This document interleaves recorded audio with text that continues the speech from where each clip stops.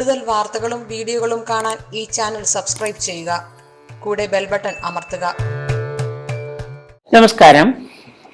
സമ്പത്ത് നമുക്ക് എല്ലാവർക്കും ആവശ്യമുള്ളതാണ്. സമ്പത്ത്, ധനം, പണം. എന്നാൽ അത് ധാരാളം നമുക്ക് ആർക്കും ലഭിക്കാറുമില്ല. പലരും വിളിച്ച് ചോദിച്ചിട്ടുണ്ട്, സമ്പത്ത് വരാനായിട്ട് എന്തെങ്കിലും മൂലമന്ത്രമോ നിത്യേന നമുക്ക് ജപിക്കാനുള്ള ഏതെങ്കിലും ജപങ്ങളോ ജപവിധികളോ ഒക്കെ പറഞ്ഞു തരുമോ എന്ന്. ചിലവർ വന്ന് നമ്മളോട് അത് ദീക്ഷയായിട്ടെടുത്ത് പോകാറുമുണ്ട്. നിരന്തരമായ ഭക്തിയും വിശ്വാസവും പ്രയത്നവും കൊണ്ട് നമ്മുടെ ജീവിതത്തിലെ പല നിരാശകളും ദോഷങ്ങളും നമുക്ക് വന്നു ചേരുന്ന അലച്ചിലുകളൊക്കെ നമുക്ക് ലക്ഷ്മി മന്ത്രം ജപിച്ച് മാറ്റാൻ സാധിക്കും.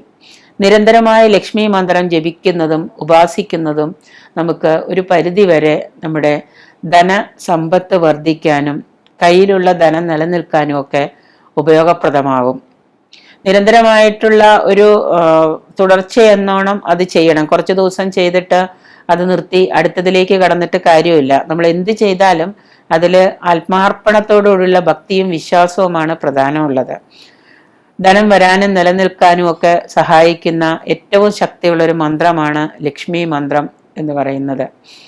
ഈ ലക്ഷ്മി മന്ത്രം തന്നെ നമ്മൾ വെള്ളിത്തകിടിലോ മറ്റോ സ്വർണ്ണത്തകിടിലോ ഒക്കെ എഴുതിയിട്ട് ധനപരമായ കാര്യങ്ങൾക്ക് വേണ്ടി എഴുതിയിട്ട് അത് ചെറിയ എലസായിട്ടോ അല്ലെങ്കിൽ കയ്യിൽ വയ്ക്കുകയോ ശരീരത്തിൽ ധരിക്കുകയോ അതോടൊപ്പം തന്നെ ലക്ഷ്മി മന്ത്രമൊക്കെ എല്ലാ ദിവസവും ജപിക്കുകയൊക്കെ ചെയ്താൽ തീർച്ചയായിട്ടും നമുക്ക് നമ്മുടെ സമ്പത്തില് ചെറിയ ഒരു മാറ്റങ്ങളൊക്കെ പതുക്കെ വന്നു തുടങ്ങും. നമ്മുടെ വിശ്വാസവും ഭക്തിയും എത്രത്തോളം ഉണ്ടോ അത്രത്തോളം നമുക്കതിന് മാറ്റങ്ങളും അനുഭവപ്പെടും എന്നുള്ളതാണ്. ഈ ലക്ഷ്മി മന്ത്രം എന്ന് പറയുന്നത് ലക്ഷ്മി കടാക്ഷം നേടാനായിട്ട് ജപിക്കുന്ന ഒരു മന്ത്രമാണ്. എല്ലാ ദിവസവും അതിരാവിലെ എഴുന്നേറ്റ് 108 ഒരു നെയ്വിളക്ക് കൊളുത്തി നെയ്വിളക്കിൻ്റെ മുന്നിൽ ഇരുന്നു കൊണ്ട് നിത്യേന ജപിക്കുന്നത് നമുക്ക് വളരെയേറെ ഉപകാരപ്രദമാവും എന്നുള്ളതിൽ സംശയമില്ല. ഐശ്വര്യപ്രദമായൊരു മന്ത്രമാണ് ഈ ലക്ഷ്മി മന്ത്രം എന്ന് പറയുന്നത്. മന്ത്രം ഇതാണ്: ഓം ശ്രീം നമ. ഓം ശ്രീം നമ എന്ന മന്ത്രമാണ് ലക്ഷ്മി മന്ത്രം. ഈ മന്ത്രം ജപിക്കുന്നതിനോടൊപ്പം തന്നെ 108 ഉരു ജപിക്കുന്നതിനോടൊപ്പം തന്നെ സാധിക്കുമെങ്കിൽ 108 ഉരു നിങ്ങൾ എഴുതുന്നത്, പേന കൊണ്ട് എഴുതുന്നത് പോലും വളരെ എല്ലാ ദിവസവും നിങ്ങളുടെ രാവിലെ എഴുന്നേറ്റാൽ പണമിടപാടുകൾക്ക് മുൻപ് ഇത് 108 ഉരു എഴുതുന്നത് പോലും നമുക്ക് കൂടുതൽ ഫലസിദ്ധി ഉണ്ടാക്കും.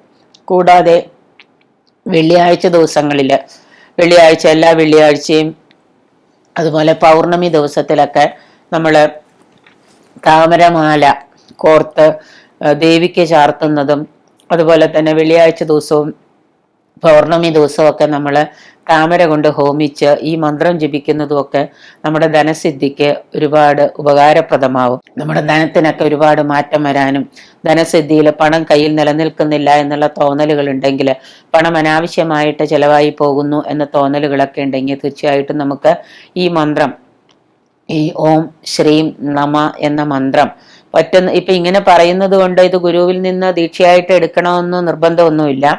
എങ്കിലും നിങ്ങൾക്ക് സാധിക്കുമെങ്കിൽ ആരെങ്കിലും ഗുരുക്കന്മാര്, നിങ്ങൾക്ക് വിശ്വസ്തരായ ഗുരുക്കന്മാര്, മീൻസ് സ്വാത്വികരായ ഏതെങ്കിലും ഗുരുക്കരുണ്ടെങ്കിൽ ഗുരുക്കന്മാരോട് പറഞ്ഞ് ഇത് ദീക്ഷയായിട്ട് വാങ്ങുന്നത്, മന്ത്രം ദീക്ഷയായിട്ട് എടുക്കുന്നത് നന്നായിരിക്കും. ഇനി അതിന് കഴിയുന്നില്ലെങ്കിൽ പോലും നിങ്ങൾ ഈ ഓം ശ്രീം നമ എന്ന മന്ത്രം 108 ഉരു ജപിക്കുകയോ അല്ലെങ്കിൽ എഴുതുകയോ ഒക്കെ ചെയ്യുന്നത് വളരെ നന്നായിരിക്കും. രാവിലെ എഴുന്നേറ്റ് ഒരു ചെറിയ ചരാതിലോ മറ്റോ ചെറിയ നെയ്വിളക്ക് കൊളുത്തി നെയ്വിളക്കിന് മുന്നിലിരുന്ന് ജപിക്കുന്നത് ഏറെ ഫലസിദ്ധി ഉണ്ടാക്കും.